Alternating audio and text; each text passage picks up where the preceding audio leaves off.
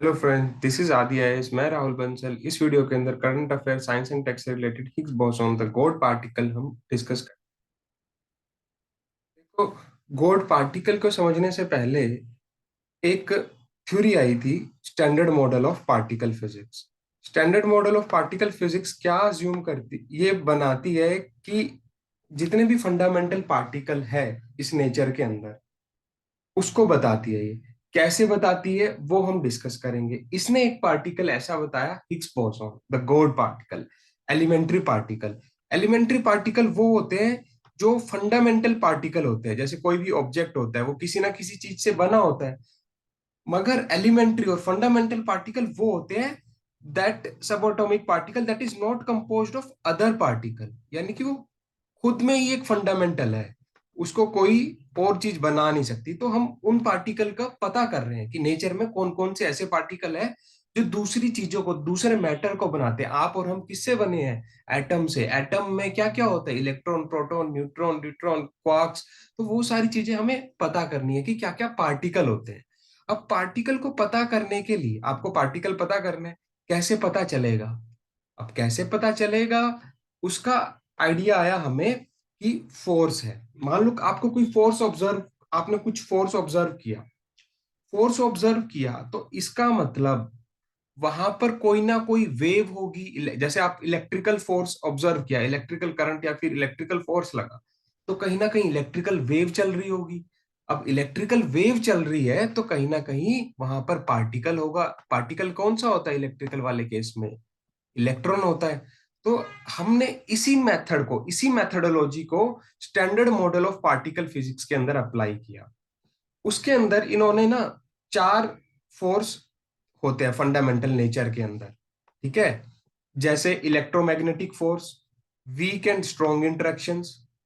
इन्होंने ऑब्जर्व किया कि वीक फोर्स होता है, एक स्ट्रॉन्ग फोर्स होता है, जो पार्टिकल फिजिक्स जब स्टडी कर रहे थे। और चौथा था ग्रेविटी। मगर ये standard model of particle physics ना ग्रेविटी को एक्सप्लेन नहीं कर पाती है। ये बाकी तीन फोर्स को लेके चलती है, electromagnetic, weak and strong interaction. अब जहां पर फोर्स होता है तो वहां पर कुछ ना कुछ वेव होगी, कुछ ना कुछ, कोई इलेक्ट्रिकल फील्ड है तो इलेक्ट्रिकल वेव होगी, मैग्नेटिक फोर्स है तो मैग्नेटिक वेव होगी। तो there will be a wave. और अगर वेव है तो पार्टिकल वहां पे होगा ही होगा। इस मेथोडोलॉजी के ऊपर ये एंटायर फिनोमिना बेस्ड है। इलेक्ट्रिकल फील्ड है तो वो हमेशा स्ट्रोंग होती है, इलेक्ट्रिकल फील्ड हमेशा स्ट्रोंग होती है। मगर जो स्ट्रोंग होती है हमेशा वो लो रेंज होती है। मतलब जो ज्यादा लड़ता झगड़ता है उसकी मतलब इसको ऐसे लेके चलो कि जो ज्यादा लड़ता झगड़ता है वो छोटी रेंज का होता है। जो काम बैठा होता है, जो स्मूथ होता है, जिसका दिमाग बिल्कुल स्मूथ होता है, उसकी चर्चा दूर दूर तक होती है। तो जितना ज्यादा जोर लगाओगे उतनी कम रेंज भी होती है, ठीक है? इलेक्ट्रिकल वेव है जैसे, तो इलेक्ट्रिकल फील्ड है तो इलेक्ट्रिकल वेव है। इलेक्ट्रॉन क्या है? स्मॉल। जितना ज्यादा वो स्ट्रोंग होगी इलेक्ट्रिकल फील्ड, उसका पार्टिकल उतना ही स्मॉल होगा, साइज उसका उतना ही स्मॉल होगा, मास उसका उतना ही स्मॉल होगा। ये ऑब्वियस सी बात है। जो पार्टिकल बहुत जोर लगा रहा होगा अपने इलेक्ट्रिकल फील्ड को, फोर्स लगा रहा होगा, तो उसकी एनर्जी तो जा रही है ना कहीं, तो वो पार्टिकल कमजोर हो जाता है। तो इसको याद करने का तरीका है ऐसे, और ये है भी। तो इलेक्ट्रिकल इलेक्ट्रॉन स्मॉल होता है। अब जैसे ग्रेविटेशनल फील्ड की बात कर रहे हैं, ग्रेविटेशनल फोर्स आपने देखा होगा, एक अर्थ है और एक मून है, दोनों ग्रेविटेशनल फोर्स लगाते हैं आपस में। वो वीक होता है ना, अगर स्ट्रांग होता तो आपस में इतनी जल्दी अट्रैक्ट कर लेते या फिर रिपेल कर देते।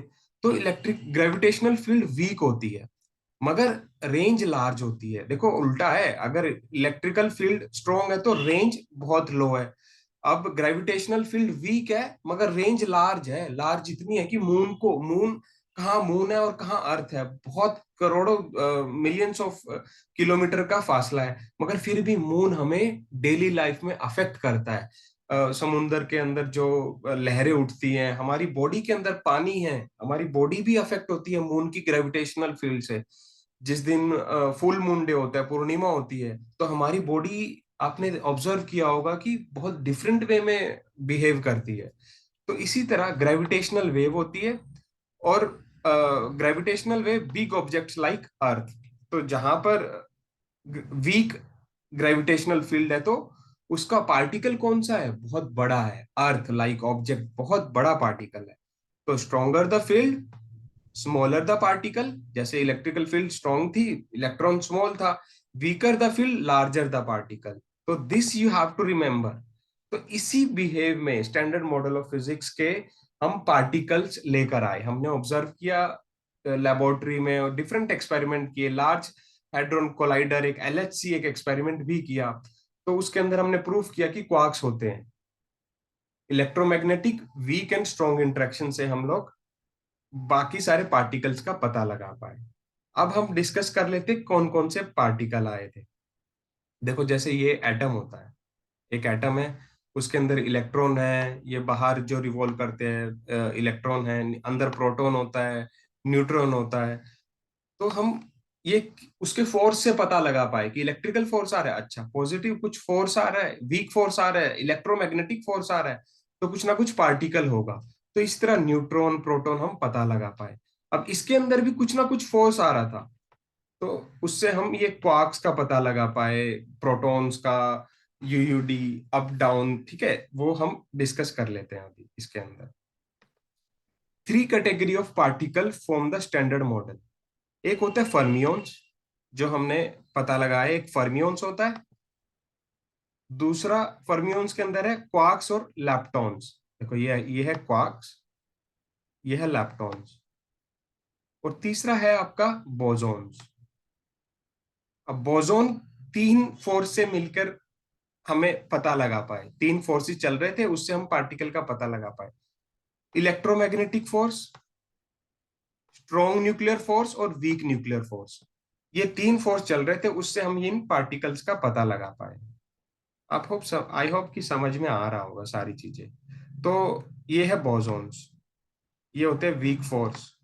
और ठीक है, अब क्वार्क्स का डिस्कस कर लेते हैं। क्वार्क्स के अंदर एंटी प्रॉपर्टी होती है, एक अप है तो दूसरे का नाम डाउन है, कि दूसरा प्रॉपर्टी मान लो कुछ पॉजिटिव है कुछ नेगेटिव, तो उस तरह हम क्वार्क्स को हम रिलेट करते हैं। तो छह क्वार्क्स है, ठीक है। चार्म है तो एक स्ट्रेंज होता है, एक बंदा चार्मिंग है और एक दूसरा बंदा बहुत स्ट्रेंज है।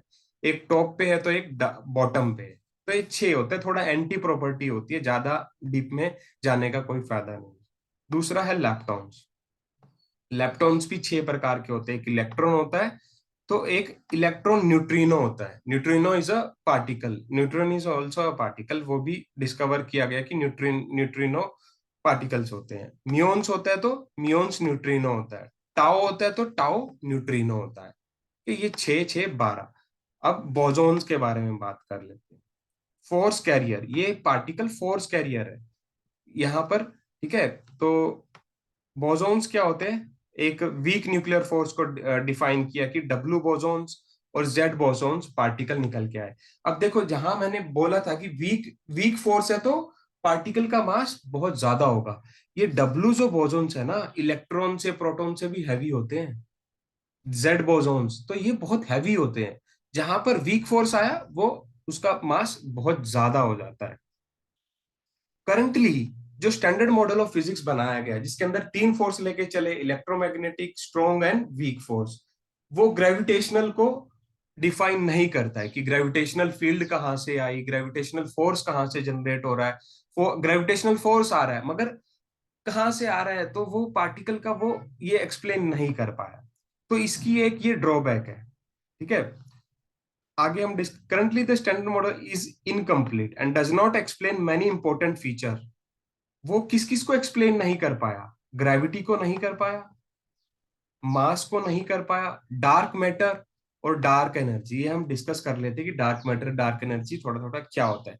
डार्क मैटर जो कि 23% ऑफ द यूनिवर्स है, डार्क एनर्जी जो कि 73% ऑफ द यूनिवर्स, टोटल कितना हो गया, इन दोनों को मिला दे तो 95 हो गया।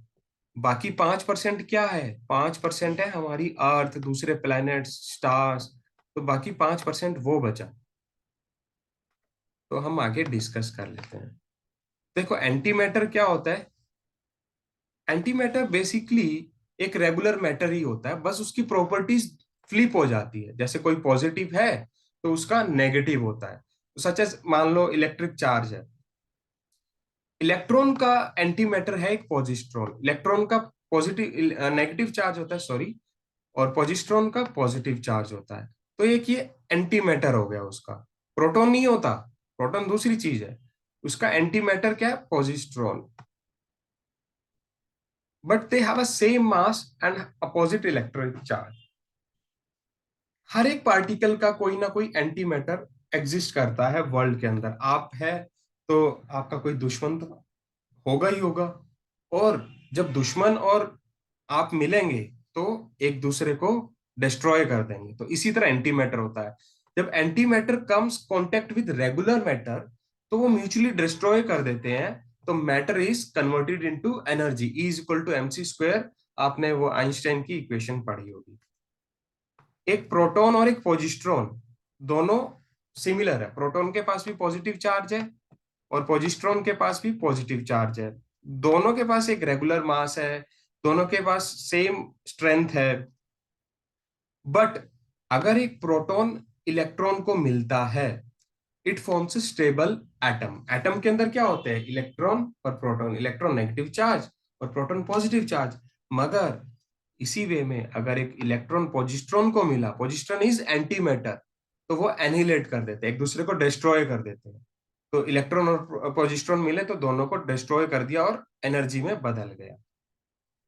ठीक है, anti matter is this only. हम डिस्कस कर लेते हैं डार्क मैटर। डार्क मैटर क्या होता है, जैसे एक ब्लैक होल होता है। आपने सुना होगा ब्लैक होल की कहानी। इसकी एक प्रॉपर्टी होती है कि ये इलेक्ट्रोमैग्नेटिकली इंटरेक्ट नहीं करता। तो हम ब्लैक होल को खोज क्यों नहीं पाते। हम ब्लैक होल को देख तभी पाएंगे जब वो विजिबल स्पेक्ट्रम में आएगा, जब वो इलेक्ट्रोमैग्नेटिक वेव्स को डिफ्लेक्ट करेगा। अब हमारे सामने सूर्य की किरणें आ रही है, हम उसको रिफ्लेक्ट कर रहे हैं, तभी तो आप हम एक दूसरे को देख पा रहे हैं। मगर ब्लैक होल के केस में ऐसा नहीं होता है। So it can not be using seen using light, but it interact gravitational. Gravitational wave से ये इंटरेक्ट करता है। मगर standard model of physics gravitational wave को एक्सप्लेन नहीं कर पाई, सो डार्क मैटर को भी एक्सप्लेन नहीं कर पाती है। So seen through it's gravitational effect on other matter, because dark matter does not interact electromagnetically, so we cannot touch it, see it, manipulate it. So in principle dark matter को अगर manipulate करना है तो gravitational force ही चाहिएगा। Gravitational force ही dark matter को interact कर सकते हैं। मगर मैंने क्या बताया था, ग्रेविटेशनल फोर्स वीक होता है। तो स्ट्रॉन्ग ग्रेविटेशनल फोर्स जनरेट करने के लिए आपको बहुत बड़ा ऑब्जेक्ट चाहिएगा। बहुत बड़ा, एक छोटे से साइज के डार्क मैटर, सपोज करो बहुत छोटा सा साइज का डार्क मैटर है जो कि सिर्फ ग्रेविटेशनल वेव से अफेक्ट होता है। तो इसको इंटरेक्ट करने के, इसको मैनिपुलेट करने के लिए बड़ी सारी अर्थ का चाहिए होगा। डार्क मैटर इतना ज्यादा हैवी होता है कि इसकी एक चम्मच 100 हाथियों के बराबर होती है। 100 हाथियों में जितना मास होता है ना, उतना मास एक चम्मच में होता है, ऐसा माना जाता है। डार्क मैटर हो गया। अब हम बात कर लेते हैं डार्क एनर्जी की। Dark energy is the energy on a universal scale that is pushing apart Galaxy. आपने सुना होगा कि जैसे हमारी मिल्की वे गैलेक्सी है और जो दूसरी गैलेक्सीज है वो आपस में दूर जा रही है। एक फिनोमेना होता है स्कैटरिंग ऑफ लाइट। तो जब दूर जा रही होती है तो रेड रेड लाइट का फिनोमेना दिखता है कि रिफ्लेक्शन ऑफ लाइट रेड होता है। वो विग बिग्योर होता है ना, वेवलेंथ का डिफरेंस हो जाता है। जब अपार्ट दूर जा रहे हैं तो वेवलेंथ ज्यादा हो जाती है, ऐसा कुछ करके तो रेड लाइट होती है। तो उससे हमें पता लगा पाया कि डार्क एनर्जी है जो कि दो गैलेक्सियों को पुश कर रही है, causing the universe to expand at an increasing rate. कोई एनर्जी है, कोई, जैसे हमने बताया था कि एनर्जी है तो कुछ ना कुछ वेव होगी और कुछ ना कुछ पार्टिकल होगा। मगर इस केस में स्टैंडर्ड मॉडल ऑफ फिजिक्स इसको पता नहीं लगा पाई कि डार्क एनर्जी को एक्सप्लेन नहीं कर पाया। It also do not directly detectable using conventional means.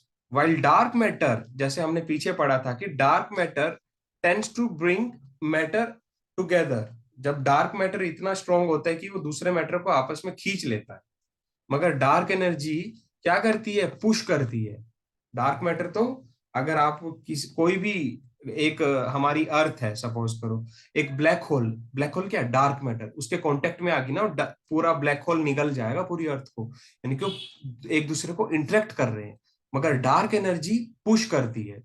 Dark matter is dark energy is weak, weak होती है and mostly operate only in intergalactical scale. अगर बहुत ज्यादा स्ट्रांग होती ना तो हमारी गैलेक्सी बिल्कुल जैसे बॉलर बॉल फेंकता है ना, इतनी तेजी से जा रही होती, ट्रेन की तरह भाग रही होती, मगर धीरे धीरे हमारी गैलेक्सीज आपस में दूर जा रही है। तो डार्क एनर्जी इज वीक। ये छोटी छोटे कॉन्सेप्ट्स है, ये एक बस क्वेश्चन आ गया, डार्क एनर्जी इज वीक, हाँ भाई डार्क, अब वो वीक होती है स्ट्रांग होती है, आप पेपर में कंफ्यूज हो जाओगे। मगर अगर आपने थोड़ा सा ये लेक्चर देखा है तो आपको बिल्कुल आंख बंद करके निशान लगा दोगे। Where gravitational attraction of dark matter and regular matter is negligible. ठीक है, अब हम डिस्कस कर लेते हैं इसका सम अप। सम अप क्या है भाइयों और बहनों, नहीं मैं मोदी जी नहीं हूँ, रेगुलर मैटर। रेगुलर मैटर जो हमने डिस्कस किया कि जो भी हम ऑब्जेक्ट्स बनते हैं, आप बैठे हुए हैं, चेयर है, टेबल है, सारी इलेक्ट्रॉन प्रोटॉन न्यूट्रॉन से बनता है, ठीक है, एटम्स मॉलिक्यूल से रेगुलर मैटर होता है। रेगुलर मैटर लाइट को रिफ्लेक्ट करता है, तभी तो हम देख पाते हैं उसको। एंटी मैटर, एंटी मैटर जैसा हमने डिस्कस किया था इलेक्ट्रॉन के केस में, एक हो गया आपका पॉजिस्ट्रॉन, ठीक है, एंटी प्रोटॉन, प्रोटॉन का एंटी मैटर हो गया एंटी प्रोटॉन। जब ये दोनों मिलते हैं तो मेन रोल क्या होता है, एनिलेट्स द, एनिलेट्स मतलब डिस्ट्रक्शन करना। रिफ्लेक्ट्स लाइट, यस ये भी लाइट को रिफ्लेक्ट करता है, तब हम इसे देख पाते हैं। डार्क मैटर, डार्क मैटर क्या होता है, 23% ऑफ द यूनिवर्स, जैसे आपका ब्लैक होल है। Add mass to the galaxies, एक छोटा सा डार्क मैटर जैसे हमारी मिल्की वे गैलेक्सी है, अगर इसके अंदर एक ब्लैक होल है, ब्लैक होल 23% उस गैलेक्सी का नियर अबाउट, आप कहिए कि 70 से 80% मैटर मास जो है वो डार्क मैटर ही होता है एक गैलेक्सी का। मिल्की वे गैलेक्सी का अगर 70 से 80% मास जो है ब्लैक होल ही है, और हमारी अर्थ थोड़ा बिल्कुल छोटी सी है, ठीक है, ये लाइट को रिफ्लेक्ट नहीं करता तो हम इसको डिटेक्ट नहीं कर पाते हैं। Dark energy 72% of the universe, example इसका पता नहीं है। ड्राइव्स कॉस्मिक एक्सपेंशन, जैसे मैंने बताया था कि एक गैलेक्सी और दूसरी गैलेक्सी को आपस में दूर भेज रही है, एक्सपल्शन कर रही है, ये भी लाइट को रिफ्लेक्ट नहीं करती है, तो इसका हमें पता नहीं लगा पाए। तो ये अगर 23% है, 72%, 95% तो यही हो गया, 5% क्या बचा, मैटर, एंटी मैटर और एक डीजेनरेट मैटर होता है। डीजेनरेट मतलब जो चीजें जनरेट हुई है वो डीजेनरेट हो जाती है, तो डीजेनरेट मैटर होता है। एसिड जैसे न्यूट्रॉन स्टार होता है, ठीक है, फॉर्म्स डेंस स्टार्स, ये लाइट को रिफ्लेक्ट करता है, तो हम इसका पता लगा पाते हैं कि डीजेनरेट मैटर क्या होता है, कैसे काम करता है। आई होप आपको समझ में आया होगा वीडियो, और do like comment and subscribe it. अगला वीडियो क्या बनाना है प्लीज कमेंट में बताएं। Thank you.